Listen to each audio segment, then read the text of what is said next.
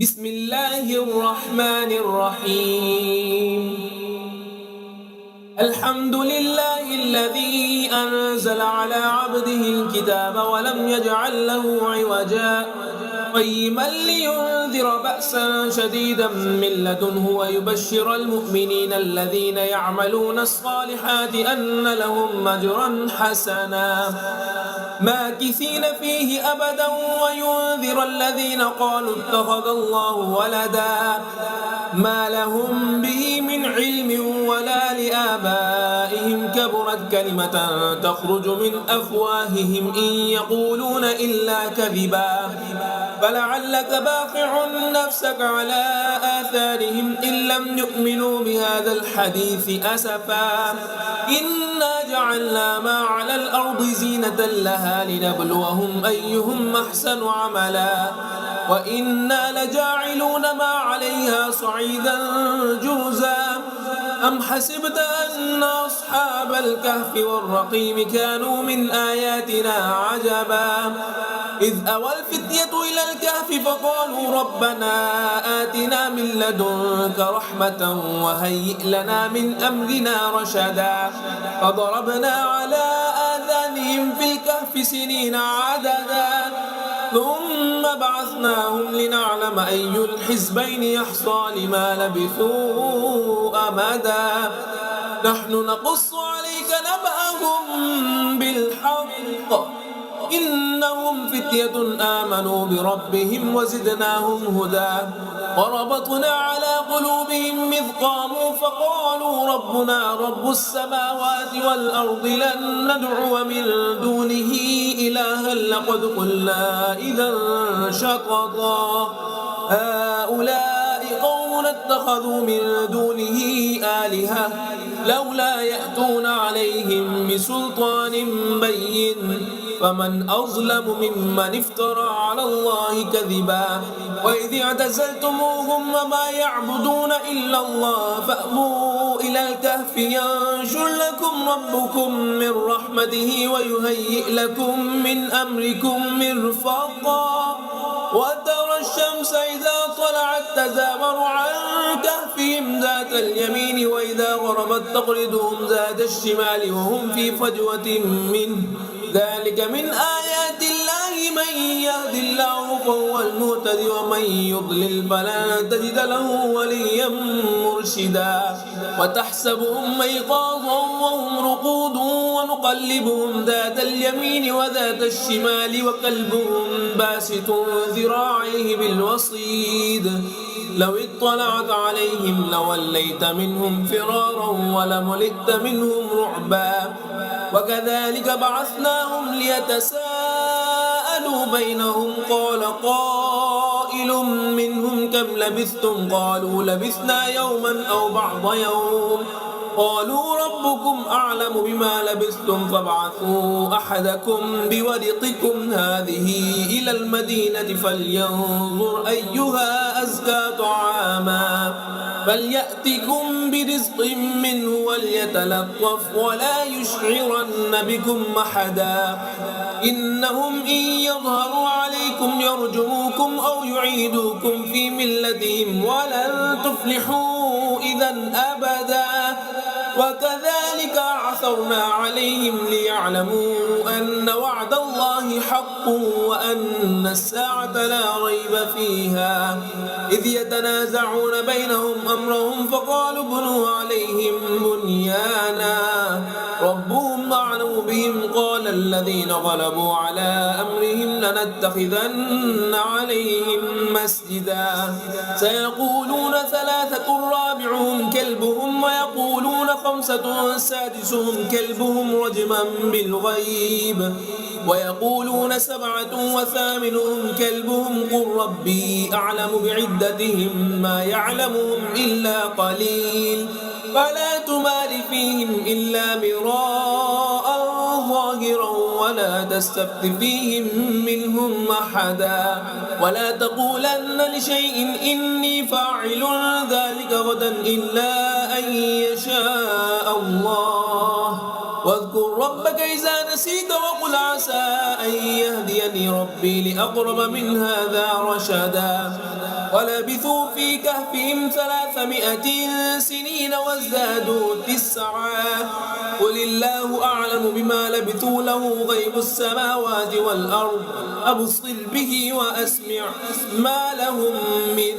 دونه من ولي ولا يشرك في حكمه أحدا واتل ما أوحي إليك من كتاب ربك لا مبدل لكلماته ولن تجد من دونه ملتحدا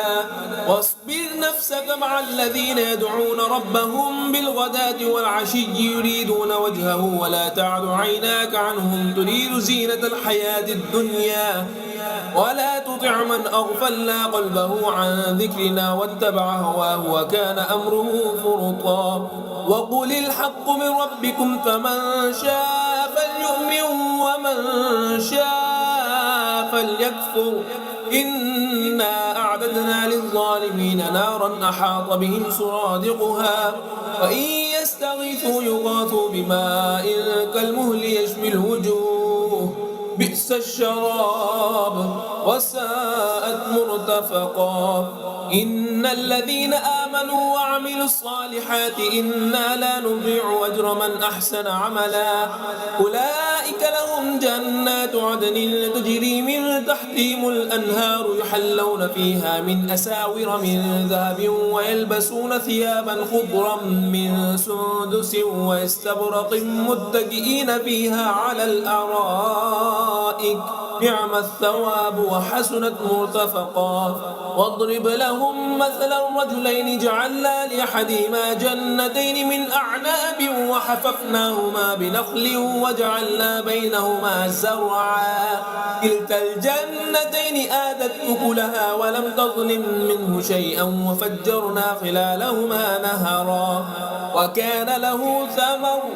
فقال لصاحبه وهو يحاوره أنا أكثر منك مالا وأعز نفرا ودخل جنته وهو ظالم لنفسه قال ما أظن أن تبيد هذه أبدا وما أظن الساعة قائمة ولئن رددت إلى ربي لأجدن خيرا منها منقلبا قال له صاحبه وهو يحاوره أكفرت بالذي خلقك من تراب ثم من نطفة ثم سواك رجلا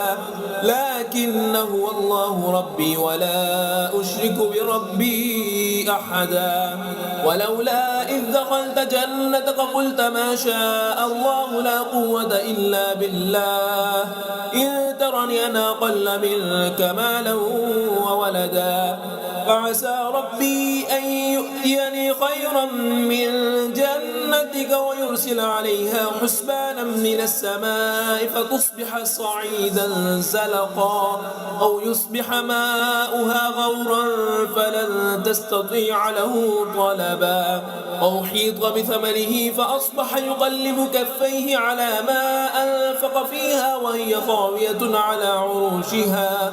ويقول يا ليتني لم أشرك بربي أحدا ولم تكن له فئة ينصرونه من دون الله وما كان منتصرا هنالك الولاية لله الحق هو خير ثوابا وخير عقبا واضرب لهم مثل الحياة الدنيا كماء إن أنزلناه من السماء فاختلط به نبات الأرض فأصبح هشيما تذروه الرياح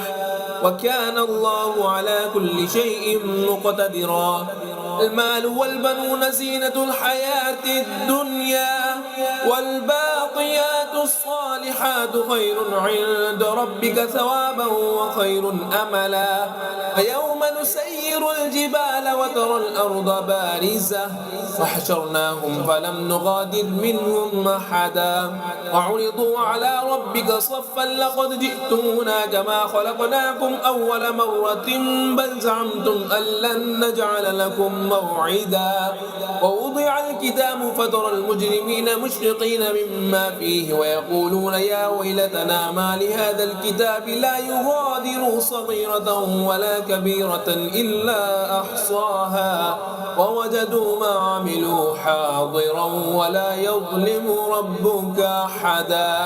وإذ قلنا للملائكة اسجدوا لآدم فسجدوا إلا إبليس كان من الجن ففسق عن أمر ربه أفتتخذونه وذريته أولياء من دوني وهم لكم عدو بئس للظالمين بدلا. ما أشهدتهم خلق السماوات والأرض ولا خلق أنفسهم وما كنت متخذ المضلين عضدا. ويوم يقول نادوا شركائي الذين زعمتم فدعوهم فلم يستجيبوا لهم وجعلنا بينهم موبقا. ورأى المجرمون النار فظنوا أنهم واقعوها ولم يجدوا عنها مصرفا. ولقد صرفنا في هذا القرآن للناس من كل مثل وكان الإنسان أكثر شيء جدلا. وما منع الناس أن يؤمنوا إذ جاءهم الهدى ويستغفروا ربهم إلا أن تأتيهم سنة الأولين أو يأتيهم العذاب قبلا. وما نرسل المرسلين إلا مبشرين ومنذرين ويجادل الذين كفروا بالباطل ليدحضوا به الحق واتخذوا آياتي وما أنذر هزوا. ومن أظلم ممن ذكر بآيات ربه فأعرض عنها ونسي ما قدمت يداه إنا جعلنا على قلوبهم أكنة أن يفقهوا وفي آذانهم وقرا وإن تدعوهم إلى الهدى فلن يهتدوا إذا أبدا. وربك الغفور ذو الرحمة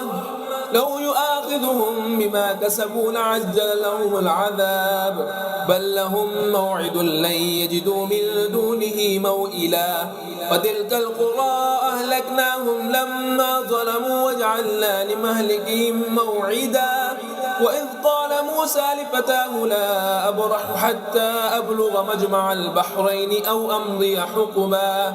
فلما بلغا مجمع بينهما نسيا حوتهما فاتخذ سبيله في البحر سربا. فلما جاوزا قال لفتاه آتنا غداءنا لقد لقينا من سفرنا هذا نصبا. قال أرأيت إذ أوينا إلى الصخرة فإني نسيت الحوت وما أنسانيه إلا الشيطان أن أذكره واتخذ سبيله في البحر عجبا. قال ذلك ما كنا نبغي فارتدا على آثارهما قصصا فوجدا عبدا من عبادنا آتيناه رحمة من عندنا وعلمناه من لدنا علما. قال له موسى هل أتبعك على أن تعلمني مما علمت رشدا. قال إنك لن تستطيع معي صبرا وكيف تصبر على ما لم تحط به خبرا. قال ستجدني إن شاء الله صابرا ولا أعصي لك أمرا. قال فإن اتبعتني فلا تسألني عن شيء حتى أحدث لك منه ذكرا. فانطلقا حتى إذا ركبا في السفينة خرقها قال خرقتها لتغرق أهلها لقد جئت شيئا إمرا. قال ألم أقل إنك لن تستطيع معي صبرا. قال لا تؤاخذني بما نسيت ولا ترهقني من أمري عسرا. انطلقا حتى إذا لقيا غلاما فقتله قال قتلت نفسا زكية بغير نفس لقد جئت شيئا نكرا. قال ألم أقل لك إنك لن تستطيع معي صبرا. قال إن سألتك عن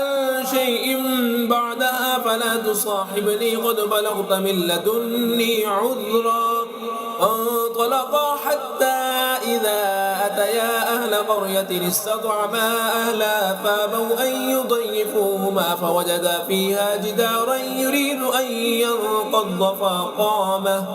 قال لو شئت لاتخذت عليه أجرا. قال هذا فراق بيني وبينك سأنبئك بتأويل ما لم تستطع عليه صبرا أما السفينة فكانت لمساكين يعملون في البحر فأردت أن أعيبها وكان وراءهم ملك يأخذ كل سفينة غصبا وأما الغلام فكان أبواه مؤمنين فخشينا أن يرهقهما طغيانا وكفرا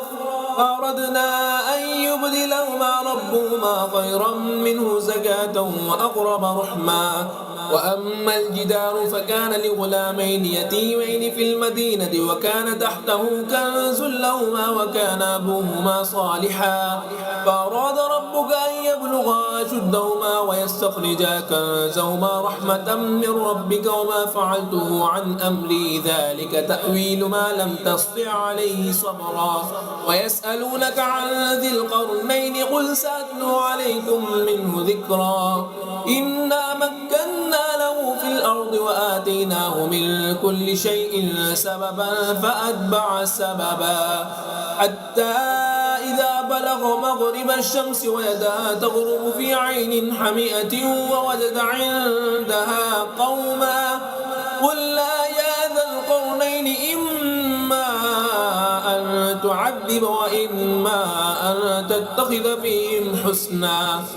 قال أما من ظلم فسوف نعذبه ثم يرد إلى ربه فيعذبه عذابا نكرا وأما من آمن وعمل صالحا فله جزاء الحسنى وسنقول له من أمرنا يسرا ثم أتبع سببا حتى إذا بلغ مطلع الشمس وجدها تطلع على قوم لم نجعل لهم من دونها سترا كذلك وقد أحطنا بما لديه خبرا ثم أتبع سببا حتى إذا بلغ بين السدين وجد من دونهما قوما لا يكادون يفقهون قولا قالوا يا ذا القرنين إن يأجوج ومأجوج مفسدون في الأرض فهل نجعل لك خرجا على أن تجعل بيننا وبينهم سدا قال ما مكني فيه ربي خير فأعينوني بقوة أجعل بينكم وبينهم ردما آتوني زبر الحديد حتى إذا ساوى بين الصدفين قال انفقوا حتى إذا جعله نارا قال آتوني أفرغ عليه قطرا فما استطاعوا أن يظهروه وما استطاعوا له نقبا قال هذا رحمة من ربي فإذا جاء وعد ربي جعله دكاء وكان وعد ربي حقا وتركنا بعضهم يومئذ يموج في بعض ونفخ في الصور فجمعناهم جمعا وعرضنا جهنم يومئذ للكافرين عرضا الذين كانت أعينهم في غطاء عن ذكري وكانوا لا يستطيعون سمعا أفحسب الذين كفروا أن يتخذوا عبادي من دوني أولياء إنا أعرضنا جهنم للكافرين نزلا قل هل ننبئكم بالأخسرين أعمالا الذين ضل سعيهم في الحياة الدنيا وهم يحسبون أنهم يحسنون صنعا أولئك الذين كفروا بآيات ربهم ولقائه فحبطت أعمالهم فلا نقيم لهم يوم القيامة وزنا ذلك جزاؤهم جهنم بما كفروا واتخذوا آياتي ورسلي هزوا إن الذين آمنوا وعملوا الصالحات كانت لهم جنات الفردوس نزلا خالدين فيها لا يبغون عنها حولا لو كان البحر مدادا لكلمات ربي لنفد البحر قبل أن تنفد كلمات ربي ولو جئنا بمثله مددا قل إنما أنا بشر مثلكم يوحى إلي أنما إلهكم إله واحد فمن كان يرجو لقاء ربه فليعمل عملا صالحا ولا يشرك بعبادة ربه أحدا.